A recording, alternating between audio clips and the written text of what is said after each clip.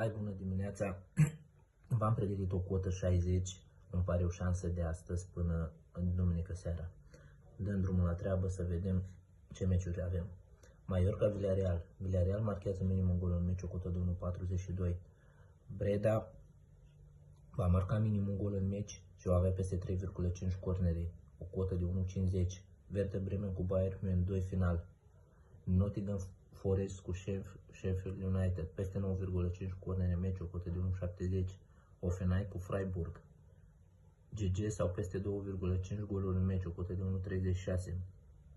Liverpool cu Bournemouth, o șansă dublă, 1x și se va marca în ambele reprize, o cotă de 1,42.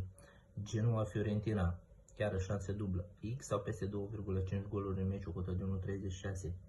Inter Milano Monza, interval goluri, 2-5 goluri în meci, o cotă de 1,30.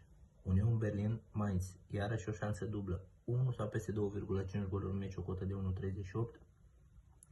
West Ham cu Chelsea, x2 o cotă de 1,30.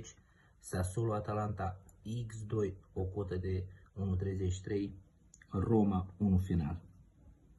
Vă spuneam, cotă 60, miză 40, câștig 3000, da? Avem și codul biletului 992E WFY 2Q0, da?